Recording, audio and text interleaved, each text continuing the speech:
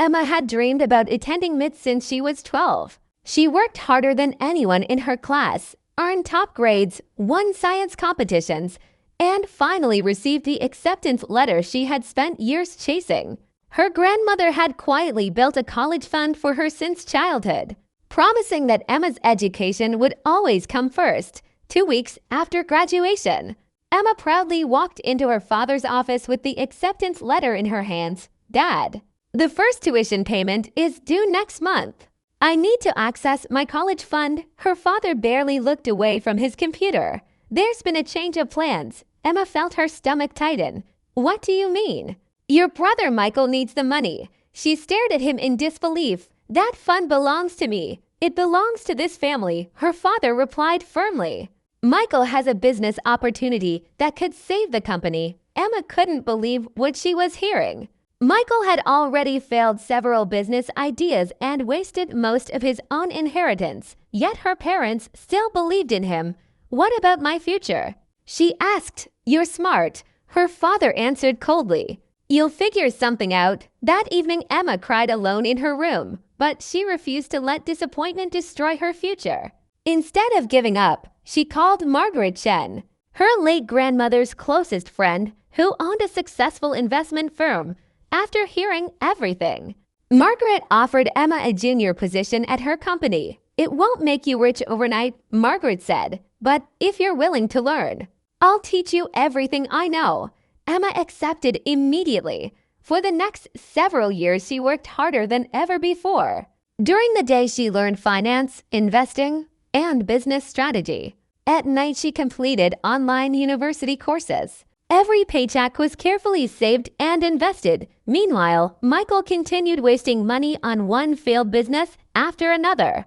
The family manufacturing company lost customers, profits disappeared, and its stock price continued falling. 8 years later, Emma had built one of the city's fastest-growing investment firms. Very few people knew she was the daughter of Anderson Manufacturing's struggling owner. When the company reached the edge of bankruptcy, Emma quietly purchased a large number of its shares through her investment firm. Soon afterward, the board invited Sterling Capital, Emma's company, to discuss a rescue plan.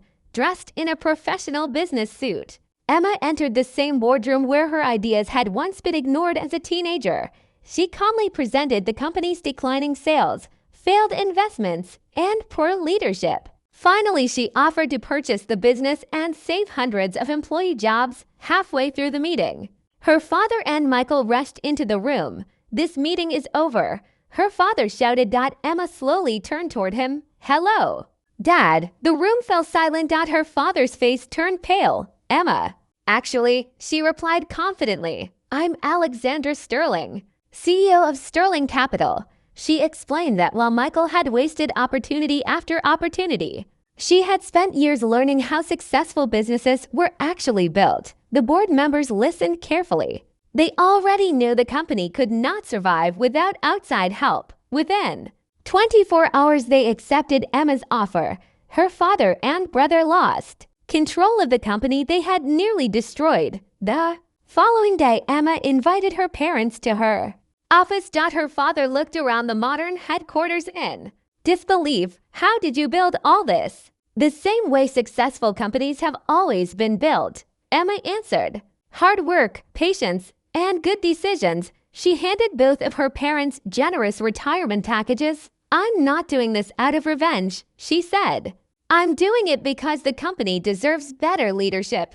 Over the next year, Emma modernized production, introduced new technology, improved employee benefits, and restored the company's reputation. Profits returned. Customers came back. The business became stronger than it had been in decades. One evening, Emma stood alone in her office looking at 2 framed items hanging on the wall. The first was her old MIT acceptance letter. The second was a photograph of her grandmother. She smiled softly.